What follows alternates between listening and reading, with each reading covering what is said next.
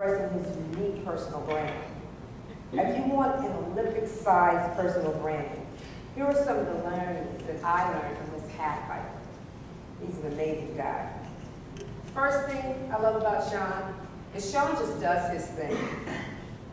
Sean White loves what he does, and he doesn't apologize for it. He works at it. He strives for perfection, innovation, and even more. Whatever is part of your personal brand, it's like Nike, just do it. Can you imagine, Sean has this long red hair, and I could not even imagine him with short hair. Maybe one day he'll cut it, but that's kind of his brand, that's his mantra. He's outrageous, and he really does have the hair to match it. Number two, put yourself out there in a really huge way, even if the result is a few crashes along the way, like Sean has had. You know, NBC did a comparison of Sean's hair versus competitors' hair. The difference, it was at least 5 or 6 feet. How does Sean stand out? By doing what he does in such an amazing, huge way. He will always perfect his landing. No. But he does everything big, even if he crashes big. Number 3, never be satisfied. This Olympian is always pushing. He's always pushing and pushing and pushing in an innovative way in the sport. Once what was kind of outrageous moves for Sean is now just standard moves for him. Once that happened, what Sean started doing was looking for new outrageous moves that would mark his personal style, his personal brand. He built his own half pipe on the side of a mountain so that he could practice his new tricks and his new moves every day over and over and over again. He was never, ever satisfied with being still number one. He just wanted to keep doing it, keep doing new things and innovative things. The last thing, which is not on there, that I want to say is that we need to continuously find new ways to delight our audience. So as we start talking about branding, you're going to start thinking about your audience. And there's much anticipation about this guy who's a superhero. His super secret new moves that Sean's been working on, in which he was going to unveil at the Olympic Games. And it's a funny story because in the half-pipe event, each competitor gets 2 runs, and the best of 2 actually becomes the score. And Sean was able to win with his first run, which means that he didn't even get a second run. I mean, he was winner on the first one, and he really wanted to show this incredible new move that he never did. So even though he could hear everybody screaming and yelling and shouting his name, and he was celebrating with his coaches, and there was a mention of him sliding down the middle of a pipe. And he said, you know what? I just want to go out there and do it anyway. So what Sean did is he got on there, and even though he'd already won, he put on the best show the second time, and he just did it just because he didn't want to disappoint, and he still wanted everybody to remember that he is a brand, and he just wanted to perfect his own self. So, in saying that, the 10 things that I transfer always from my professional life that I use in professional and my personal life is that I don't take everything personal, because we can tend to do that. The second thing I do is I stay focused. Whatever the mission is, whatever I'm doing, I give it 110%, and I'm very focused in it. Networking. I can't tell you how important that is, because I'm going to tell you the biggest secret is that your net worth when you leave college is going to be only as good as your net worth. So you've got to make sure that you're constantly networking out there. I wake up every morning with integrity and credibility, because I'm going to tell you that's really all you have, no matter what you think you have.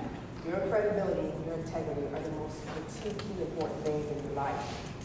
And the other thing I don't do is I don't sell my soul for a job, for a client, for a career. I keep what I keep. And I make a decision whether I want to deal with that client or not, whether I want to deal with some of these superheroes or not. I remember that everything is a choice in my life.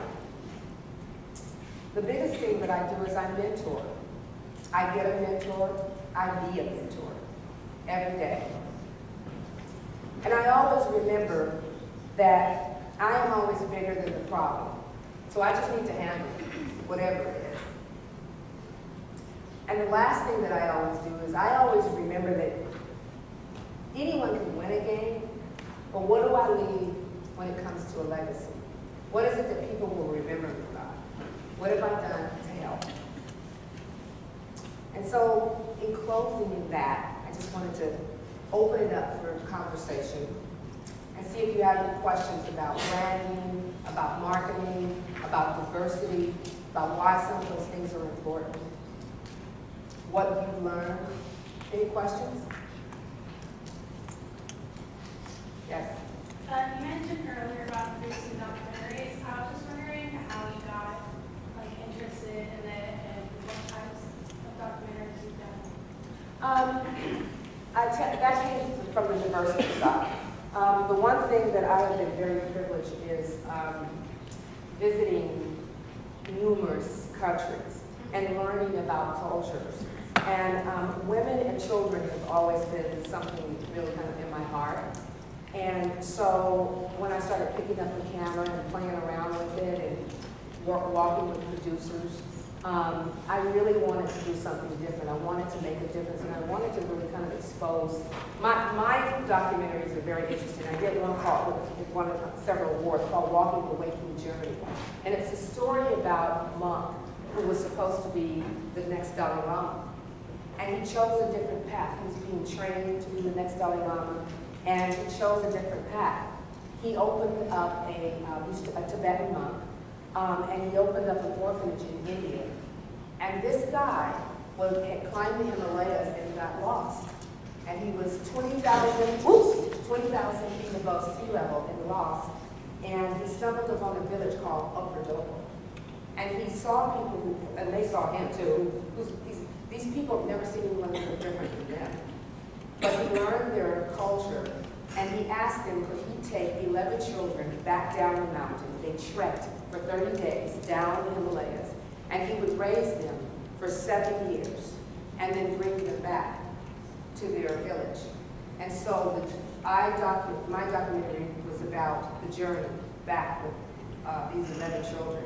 And I had to get a film crew out of the Philippines that they could trek up the Himalayas for 30 days with these children. And then film the whole trek. And we had yaks and all of the good stuff. We lost half of our food. We lost the yak over the mountain. Children passed out because of the altitude. I mean, it was a really rough trek.